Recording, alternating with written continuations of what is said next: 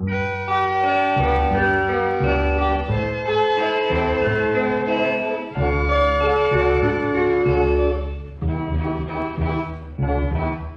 ខេត្តសៀមរាបប្រៀបថានៅសតកាលខ្ញុំប្រតិទ័នការបាត់ដំប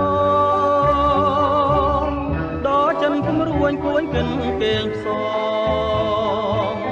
តែបាត់ដំបងបងស្មាចំបាឥឡូវបានយល់ចំបេសៀមរាបក្រអូបជួតជ្រាបពោពេញអរា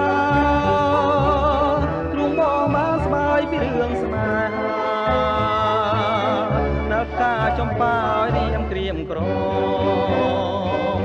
រយព្រួយរយនឹករយសានទន្ទឹងពុំឃើញនំនឹងតែជ្រៀងផ្ដាផ្ដាំកន្លងក៏ទៅជាយូរខែឆ្នាំតើឲ្យទ្រាំចាំដេចទៅចំបៃសៀមរាបបងអើយមានតែអ្នកហើយព្រះលោកដំរើជួយផងគ្រាន់ឲ្យបងបានរស់នៅជាគ្នាតទៅនឹងចំបៃអើ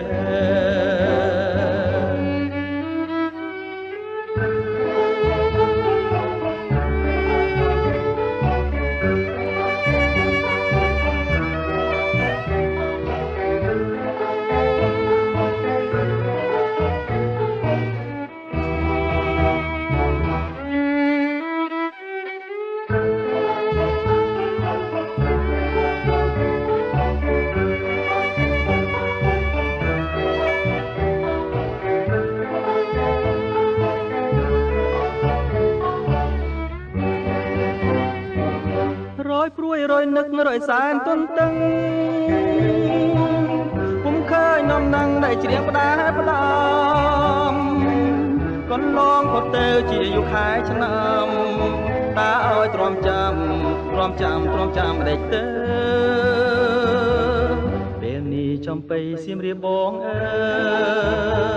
យមានតែអ្នកហើយព្រះលោកដំរើជួយផងគ្រាន់ឲ្យបងបានរស់នៅជាគ្នាតទៅនឹងចំបៃអើយជាគ្នាតទៅនឹងចំបៃអើយជាគ្នាតទៅនឹងចំបៃ